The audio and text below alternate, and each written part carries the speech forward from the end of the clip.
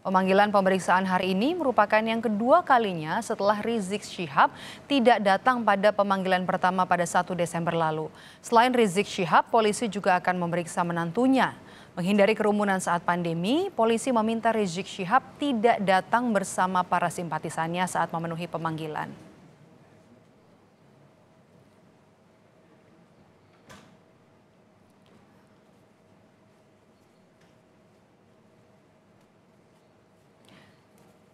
Informasi lebih lengkap, Saudara, mengenai rencana pemeriksaan Rizik Syihab, kita sapa jurnalis Kompas TV. Ada Jona Hamonangan di Mapolda Metro Jaya dan juga Niputu Trisnanda di kawasan Petamburan, Jakarta Pusat. Saya mau ke Jona terlebih dahulu.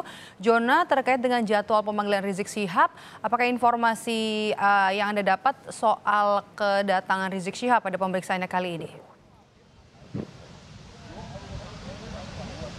Iya, selamat siang, Maidop dan saudara. Sampai detik ini, pukul 11 siang, kami belum melihat kedatangan dari pemimpin FPI Rizik Syihab dengan menantunya Hanif Alatas, di mana dalam rangka memenuhi panggilan kedua, khususnya statusnya sebagai saksi dalam pemeriksaan dilakukan oleh Subdit Kamnek Polda Metro Jaya. Seperti kita ketahui bahwa kepolisian akhirnya melayangkan surat panggilan kedua dikarenakan pada saat panggilan pertama yang terjadi pada 1 Desember silam, Rizik Syihab tidak datang dengan alasan sakit. Namun ketika kuasa hukum ditanya oleh penyidik mana surat sakitnya, dari penyidik mereka tidak bisa memberikan surat, dan itulah sebabnya pihak polisian menganggap bahwa Rizik Syihab dan menantunya mangkir. Itulah sebabnya diberikan surat panggilan kedua dalam rangka untuk dimintai keterangan sebagai saksi. Kalau kita lihat atau mungkin kita flashback dari beberapa kejadian yang terjadi sebelumnya, dimulai dari adanya kerumunan yang ada pada tanggal 14 November sehingga menjadi salah satu alasan untuk pemanggilan dari Rizik Syihab, dan juga polisi akhirnya memanggil mulai dari Gubernur DKI Jakarta, Wakil Gubernur untuk diminta klarifikasinya, maka polisi sendiri akhirnya melakukan gelar perkara. Dan dari gelar perkara itulah maka akhirnya polisi memanggil Rizik Syihab dengan kapasitas sebagai saksi dan akan dimintai beberapa keterangan. Diduga ada pelanggaran Undang-Undang Protokol Kesehatan dan juga pelanggaran kewilayahan, khususnya terkait dengan masa pandemi COVID-19.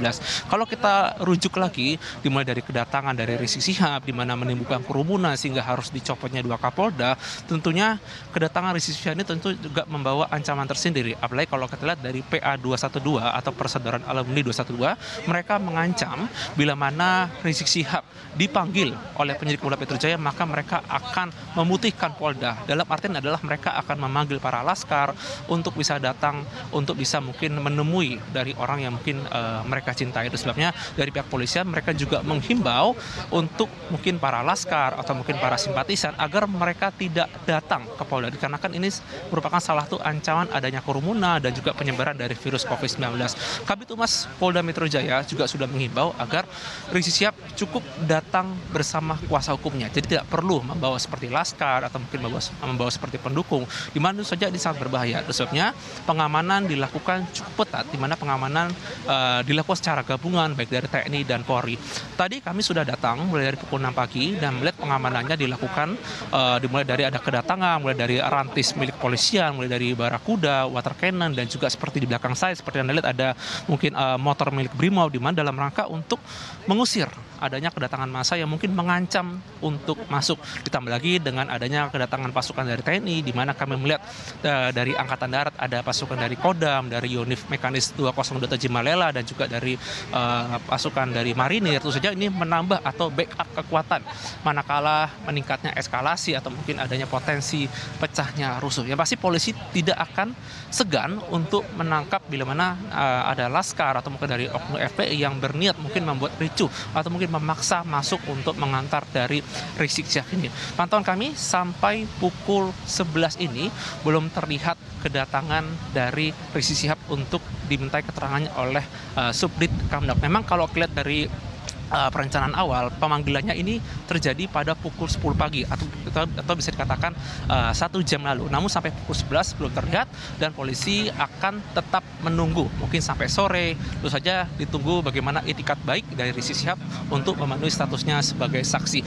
Tadi kami sempat berkomunikasi kepada Aziz Yanuar untuk diminta keterangan kira-kira kapan Rizik Syihab akan datang. Namun faktanya tidak ada balas yang memuaskan, bahkan pihaknya hanya mengatakan bahwa menunggu koordinasi terlebih dahulu sampai kapan bisa benar-benar datang untuk memenuhi statusnya sebagai saksi. Maido.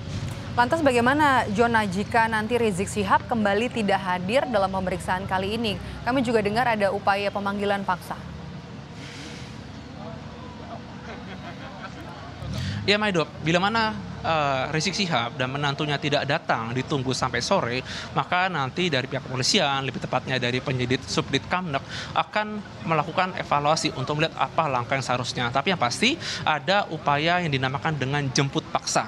Apa itu upaya jemput paksa? Itu adalah sebuah upaya yang dilakukan oleh pihak kepolisian dalam rangka untuk menjemput khususnya Rizik Syihab dan juga menantunya untuk dimintai keterangan oleh kepolisian. Dan ini sudah diatur dalam KUHP atau Kitab Undang Hukum Acara Pidana. Tentu saja ini sebagai salah satu rangka untuk penegakan hukum dan untuk salah satu cara untuk menegakkan bagaimana keadilan. Apalagi di masa pandemi ini sudah jelas-jelas dilarang untuk berkerumun, namun faktanya tanggal 14 kemarin ada kerumunan yang luar biasa. Bahkan kalau kita lihat ada beberapa catatan peningkatan angka COVID, itu saja tidak bisa lepas dari adanya aksi kerumunan yang ada.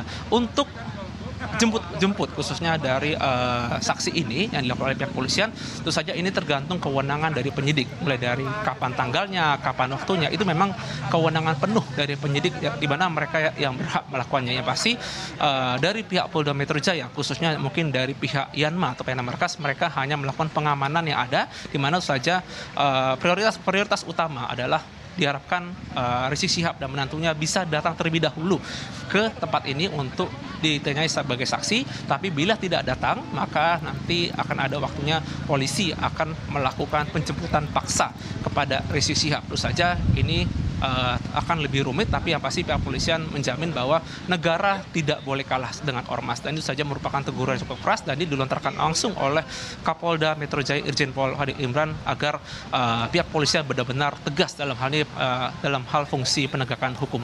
Maido. Kita nantikan. Ini masih 1 jam setelah jadwal pemeriksaan yang harusnya dilakukan pada pukul 10 waktu Indonesia Barat. Saya kemudian akan ke Niputu Trisnanda di kawasan Petamburan. Putu, Rizik Syihab kan hari ini rencana diperiksa oleh polisi. Bagaimana kondisi kediamannya siang ini, Putu? Ya, Medop, hingga siang hari ini memasuki pukul 11, 1 jam dari waktu yang seharusnya Rizik Syihab ini memenuhi panggilan dari pihak kepolisian. Situasi di kawasan rumah Rizik Syihab ini masih bisa dibilang landai. Mengapa demikian? Juru kamera saya akan menunjukkan kepada Anda situasi terkini supaya juga bisa langsung divisualisasikan seperti apa kondisi di Jalan Petamburan 3 Jakarta Pusat saat ini. Bisa Anda saksikan, saudara, bagaimana kalau kita bandingkan dengan apa yang kemudian terjadi sebelumnya pada tanggal 1 dan juga pada tanggal 2 Desember 2020, ini memang jauh lebih landai. Kalau berbicara soal pengamanan, memang kalau soal ini Laskar Pembela Islam ataupun anggota dari Front Pembela Islam Ormas yang kita tahu ini merupakan ormas yang dipimpin langsung oleh Rizik Syihab, ini memang tidak terlalu banyak.